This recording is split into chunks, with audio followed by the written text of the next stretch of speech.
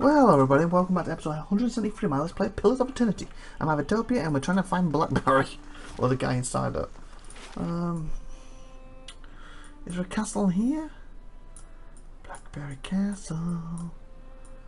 Blackberry Castle.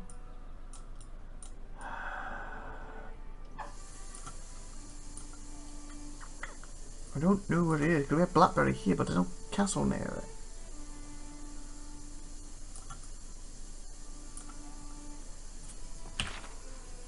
Speak to head warden of Blackberry Santrum. Find with the head warden of Santrum, Ilmar, about how to proceed with my search. And when I go into here, I don't see it. I don't see a Santrum.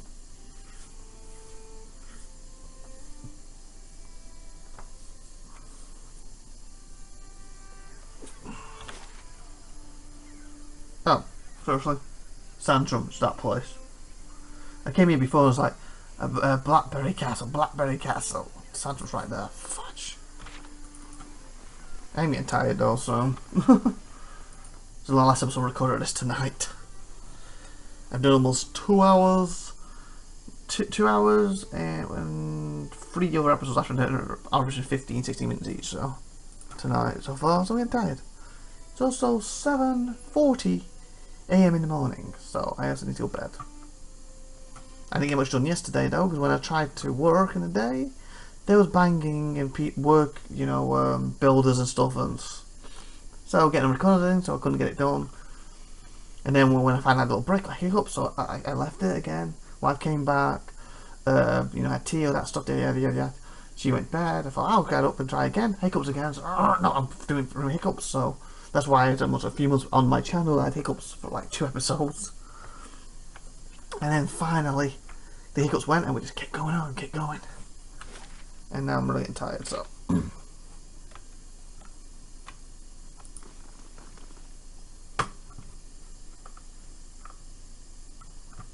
I've been here before.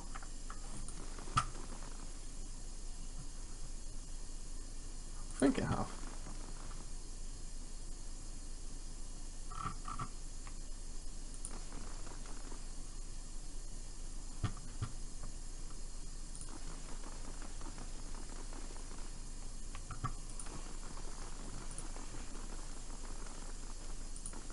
I bet I haven't, because why have we not taken this? Quiet as a calm sea, which is Whoa. not very Why is that quiet.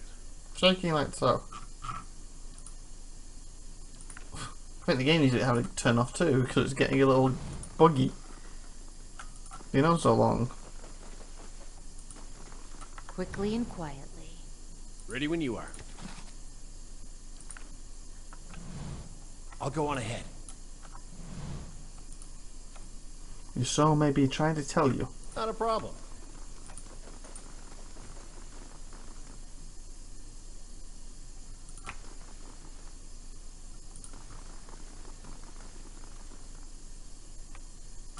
Who's this guy? See, the patient is responsive, coming after your soul trauma. Oh, so this is good. Oh, this is going to be the place for him anyway. Small stone upon the patient's forehead. Portion of his soul was recovered near his body. We use this stone as a vessel for transfer. Can you hear me, Oswin? Patient's eyes slowly open before a panicked wide expression washes over him. Fortunately, this has permanent side effects. This is what that word is. Becomes more agitated, grunting and moaning as he tugs at his bonds. Looks fine. Further research, we're confident that we'll be able to rehabilitate patients like Oswin. Typical set of assortment of leaflets and booklets with... Oh, we can talk to him now. Oh, it's for him now. Booklets with tiles like practical benefits of animancy and soul adjustment for well-adjusted soul. Good day to you.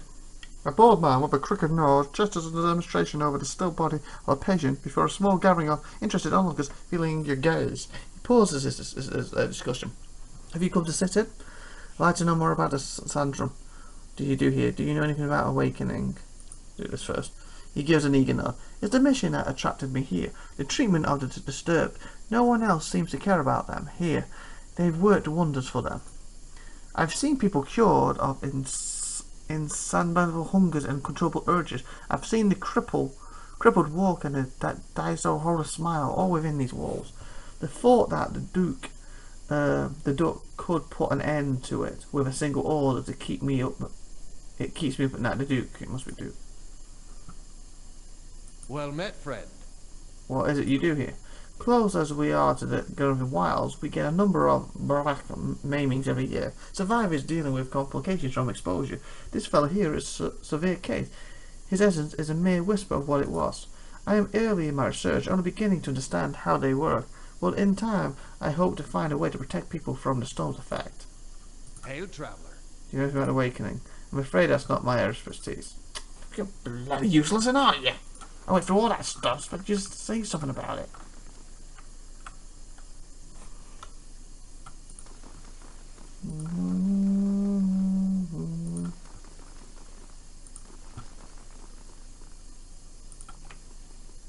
This painting of a rolling forest glen has a strangely soothing effect. There we go. There we go, go. Amongst the powerful unarmed attacks, can use any of their abilities with standard melee weapons. That's pretty cool.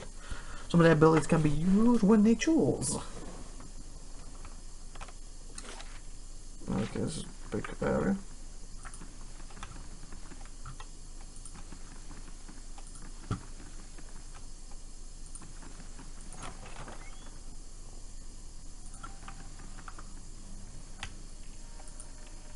Strange device seems to form with power. Hello? Greetings. Greetings. Woman paces back and forth, her feet crunching on the soft red carpet. She gestures and mumbles to herself, shaking her head as she pores over pages of notes. She almost walks into you. Whatever that is. Here I am, looking so hard for answers in my research. I do not see the Kith standing in front of me. What can I do? Looking for expert of awakening.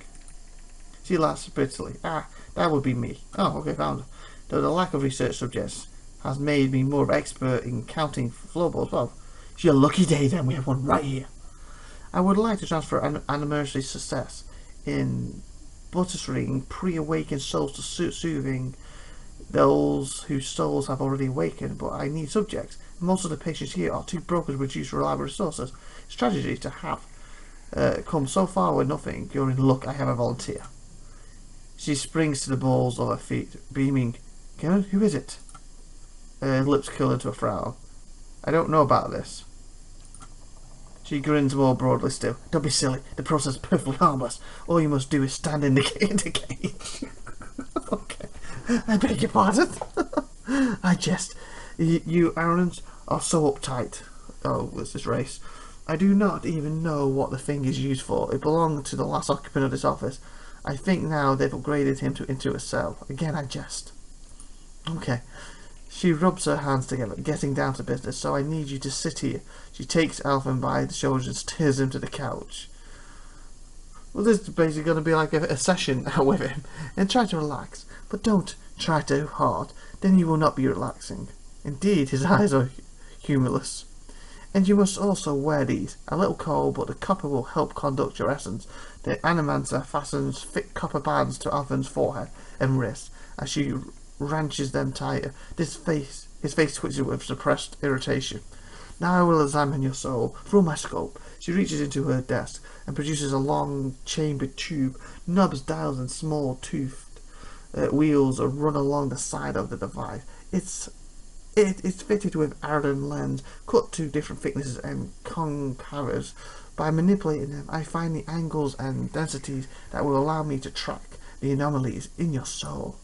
I was citing, I've never seen this sort of thing performed. Kana, or Kani, whatever, peers at the device with interest. It seems suddenly complicated. Does this mean we get to talk to Osmond more? I like that lady. Wow. She raises her finger. But first, we must find this cunning interloper. You will answer some personal questions while I make adjustments. Squirms on the couch. Very well. She holds the scope to her eye and flicks a knob. Flicks a knob. Okay, I read that wrong. But I read that as, I think I said it correctly, but in my head I read it as, she holds the scope to his eye and flicks his knob. Flicks a knob, even. Okay, back on track. To begin, tell me something personal, something from a time before your awakening. There's nothing to tell. I was just a normal child living in the wood. He looks at you. His face is set in a frown, but the rigid edges of appreciation show through nevertheless. Talk about your parents. What do you remember about your home? Talk about your parents. As you speak to Alvin, you feel your voice like a bell in your chest. It tolls softly, luring him into the mist of his own memory. Balsa doesn't seem to notice anything, but you feel as if your words are smothering his essence, untangling its many threads. He closes his eyes. Mother is away most of the time, with the Farron family, but I always know when she's coming home. Father bottles are accumulated like storm clouds on the horizon. His fit of temper becomes swifter and more violent. It still shames him, knowing that her handing to another man supports us better than his labours as a steward. Oh, so she's worked for another guy or something, and it brings more money than what he does. Okay, and it shames him for it. This is good. I'm starting to say something. Continue. Tell us about the time you awaken. She bites her tongue as she twists one of the dials. I am in my 5th year of training. Mother is home. I can let my guard down a little, because when she is around, he is usually only angry with her. But he has heard that I have had trouble casting missiles, that my flame shields are unstable. He's furious that I have failed, and Mother's presence reminds him that he has failed too. The first blow takes me by surprise. Oh, hit it! Wow. Surprise. One moment I am sweeping the kitchen, the next I am sprawled on the ground, stupidly looking at flecks of my blood on the tile. His boots, glistening with fresh polish, foot across the floor. He kicks me in the stomach, and I curl up to shield my virtues. But it's pointless. Protecting one thing only leaves something else exposed. Still huddled on the ground, I retreat as fast as I can. I retreat unto the vision of the kitchen and my own trembling knees, nothing but a pinprick against a field of black. His jaws lock and his eyes twitch beneath their lids. But as a furiously cracks the knobs along her scope, he's hypnotized himself with his old memory. You've got to bring him out of it quickly. I almost have it. Squeeze down his hand, just safe, everything's fine. Shake him by the shoulders. Alfred, you've got to wake up. This is just a memory, it isn't real. Slap Alfred. Squeeze him. Eyes snap open, but the expression he sees in them isn't his. He's never safe when I hop on. He's never safe when I hop on upon him. Balson sucks it. So as I see. So as he was beating him, she waking came out of him, and she probably beat the living hell out of him. I bet you. Sucks a deep breath through her teeth. That's it. I'm seeing a shift in his essence. Something spreading and congealing. She glances at you over her scope. Keep talking. He seems to respond to you. What brought you here? Karen bones and voices high in her. The warm molluscan feeling that creeps down your gut when crisis is near. Baluf, we have flares of a totally distinct essence. She jots shorthand notes onto the page next to her and turns one clicking knob. Okay, carry on. One clicking knob of her scope. Now try to get the two of them talking. Ask Isra what she's doing. Tell Alfred why you're awakened. Alfred, ask Isra what she's doing.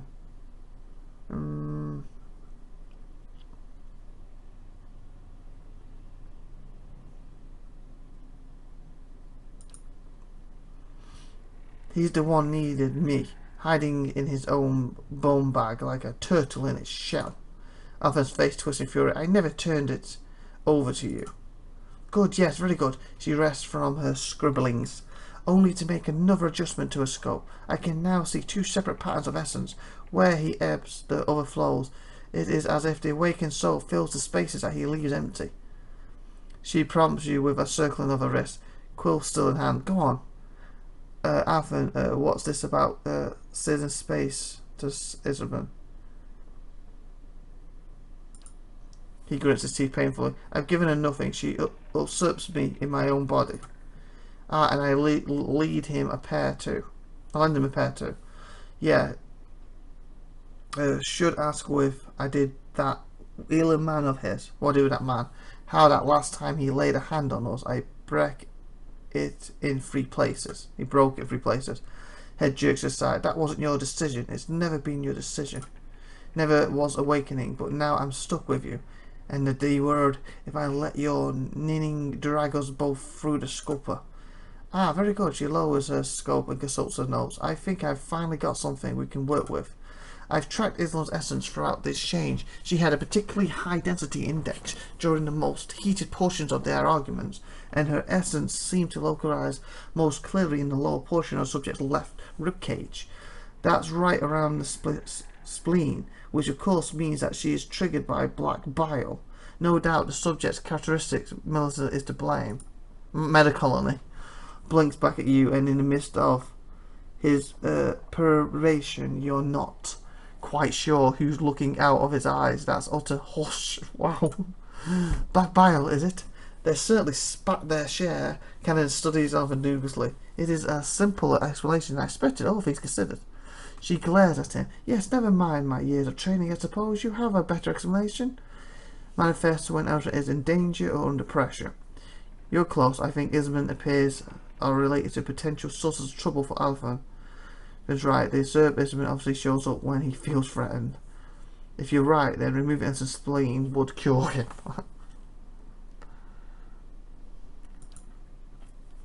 Carefully scratches her jaw, her gaze darting between you and Alpha. I suppose that could be true. She drops another note. I'll have to check this against other research. He removes the copper bands. Well, and good for you. But what does this mean for me? Brenna frowns at her notes, tapping her cheeks with her quill and making a grand show of concentration. Whenever you catch her stealing a glance at you over the pages, Isman tries to take control from you when she thinks you can't face a problem on your own. You can't let her make these decisions for you. She did you a favour by dealing with your father, didn't she? I think she's trying to help you stand up for yourself. You might not like her methods, but you should hear her out. Seems that Isman steps in when she's determined that you're in danger. It's not clear yet whether this is a help or hindrance. From my position, I say it's pretty clear a hindrance. I've got a lot of process regardless. Thank you for your help, IVATOPIA. He does not look at Billman. She sets her notes on the desk, returns to her scope. Well, I hope this has been as useful to you as it has been to me. Finally have material worth publishing. You'll be the toast of ribbons. Farewell. Nice XP. Nice. He grimaces, melts into a crooked smile. Ah, advancing the right-wise principles of animancy. Just what you've always wanted. Caramba! As you turn to leave, you catch a darting movement out of the corner of your eye. Basma is humming to herself, still occupied with her scope, but Alfred is holding her notes. He's just about to tuck them into his cloak when he catches you watching. He's stealing them. He holds a finger to his lips.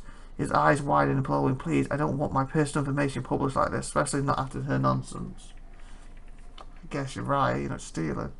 No, you get your explanation and she gets her research. That's what's the deal. Leave me out of this. Fair enough, but do it quickly. Can't let you do that. And after hearing how much this means to her. Too quickly. He hides the papers in his cloak. Nah, don't worry. We'll see this on our own. Isma can be a source of both help and harm to everyone. On the one hand, she steps in when he's under pressure. On the other hand, she doesn't always resolve situations the way he'd like. Is our best hope of finding help? Someone there? So we've done that for now. Nice. Text collected. The Earl collected. Nice.